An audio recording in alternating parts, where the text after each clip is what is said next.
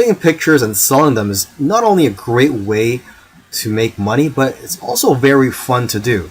In this video series, I'm going to be talking about stock photography online. And so this is where you upload your photos to stock photography agencies and their websites, and then you would get paid a commission or royalty whenever somebody purchases your pictures from these websites. And stock photography is never going away and will always be in demand.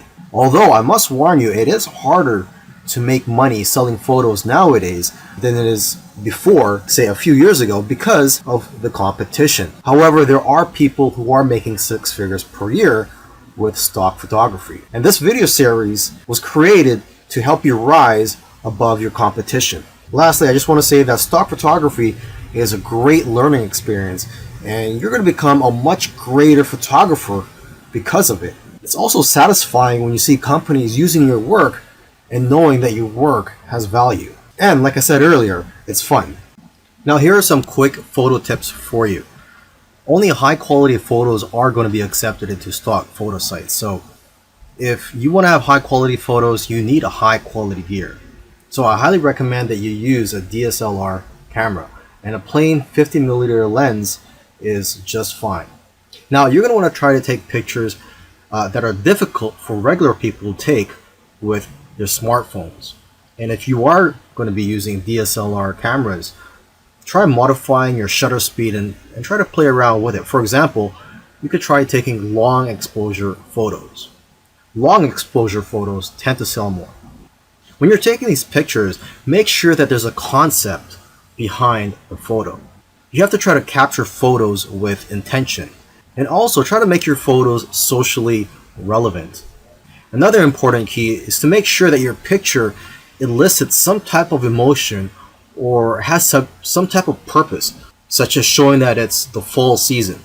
Now, photos that do well are in the niches related to food, health, beauty, fitness, money, and business.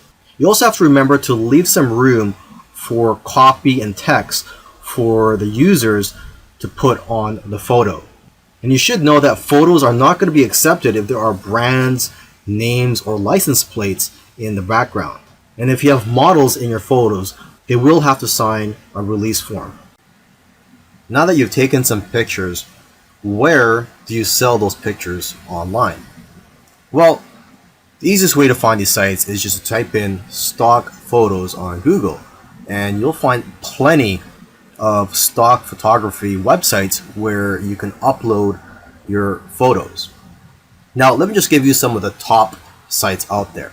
Okay, there is Pond5, which pays 50% of the sale.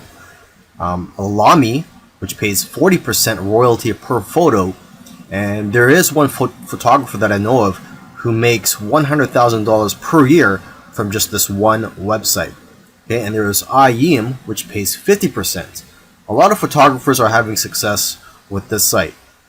And there is Getty, which pays 20 to 30%, but they do sell photos for a much higher price, between $300 to $500. Okay, and 123RF, this stock photo site, the way they work is that the more photos you upload, the higher the royalty percentage that they'll pay you. And there's iStock, which pays 15 to 45% depending on the photo, but they'll pay you a higher rate if your photos are exclusive to their site. And there's Dreamstime, which has a very thorough approval process, but if you do get approved, they'll pay you 25 to 50% royalty and up to 60% if your photos are exclusive with their site. Plus, they'll even pay you an extra 20 cents per photo. And then one of the biggest stock photography websites out there is Shutterstock. They'll give you the most exposure because of their reach, huge customer base, and ability to advertise your photos. And there's Adobe, which will give you almost as much sales but higher sales amounts. And Adobe stock is integrated into the Adobe software. There's iStock Getty Images, which can also get you a lot of sales. Now, what I usually do advise to photographers is to stay away from some of the larger stock agencies, such as Shutterstock, iStock, etc. because they're publicly held companies, and they're more interested in making their shareholders happy and not the individual contributors. They just don't have the incentive to help contributors grow and make more money. However, if you are a beginner, you may want to try out these larger stock agencies just to test out the waters and to gain experience at first. And then you could try out the smaller agencies such as Dreamstime, StockFresh, etc. The advantage of working with these smaller agencies is that there's less competition for you as a contributor. But then again, everybody is different, so you have to figure out what works for you. And interestingly, I know of somebody who makes more money uploading to free stock photo sites like Pixabay than other stock photo sites, because people have the option to donate to you when they download your photos for free.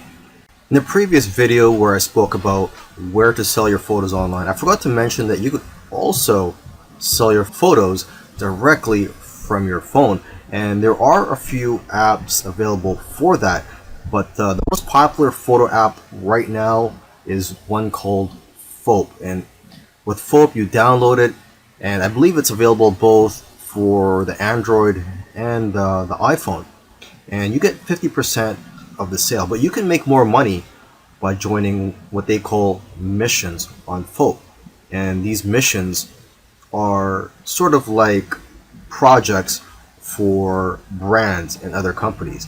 And each mission, if you are to win these missions, they pay a prize for the winning people, and it usually starts at around $50, and usually it can be a lot higher. Okay, now if you want to have success with this app, you want to analyze the photos which have already been sold. So take a look at the sold tab in the explore section of the app.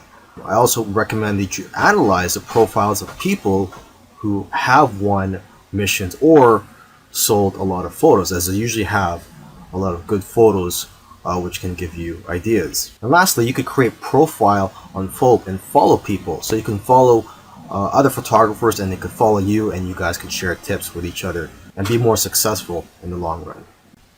Earlier, I mentioned that you should try to avoid large stock photography websites such as Shutterstock. However, if you're new and you want to gain some experience, or for whatever reason, if you feel that large stock photography websites are for you, here are some keys to success. Obviously, these big sites have thousands of photos, and photos that have less saturation will sell the best. For example, pictures of cats, unless there's something unique about the picture, won't do as well as pictures of animals in the wild. Another example is pictures of iconic buildings such as the White House. These types of pictures won't do as well because there's already a lot of pictures of the White House out there.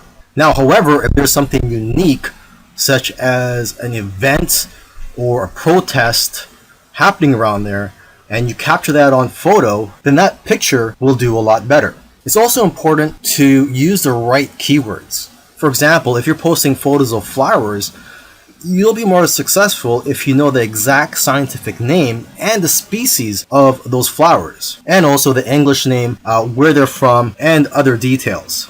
And from what I've seen, the best-selling images are the ones with themes such as Christmas, Halloween, Easter, etc. And new images usually sell better than old images, simply because old images tend to get buried in the search results.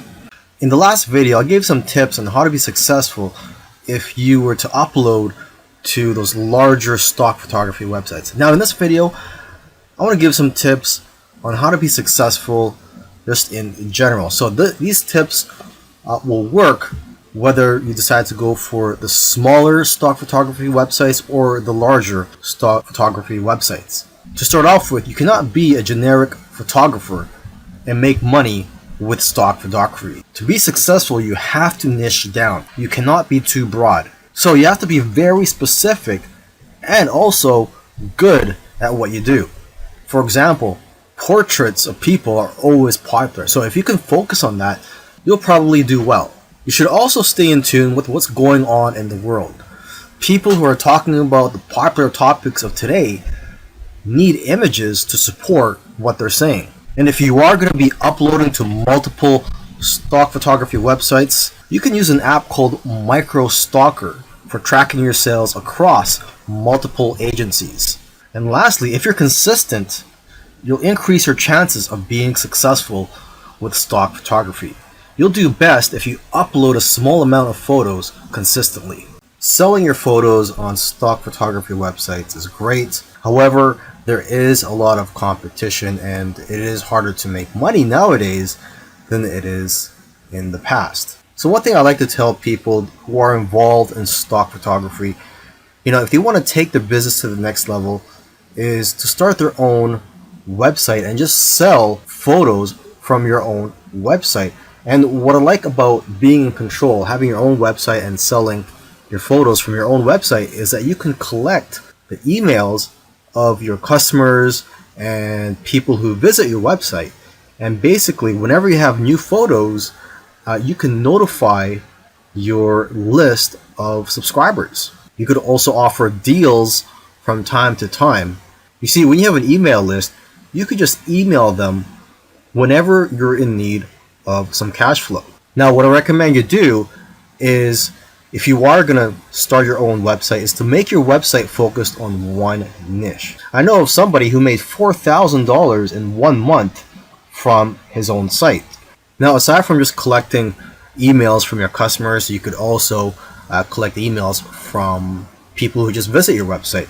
And to entice them to opt in, you could run a contest where if they enter their information, such as their email and their name, they'll be entered to win a photo or a print. Another great thing about building a list of subscribers is that you can build a relationship with your audience and that you're going to get repeat sales in the future. You see, when people buy your photos from stock photography websites, you don't collect their information. So it's not like you could tap their shoulder in the future and say, hey, would you like any of my other photos or my newest photos? This way, with your own website, you could just notify them, like I said earlier, whenever you have new photos or if you have a discount that you're offering. You should also sell prints of your photos from your own website to increase your revenues. Now, if you're scared to start your own website, there are several tools out there that make it very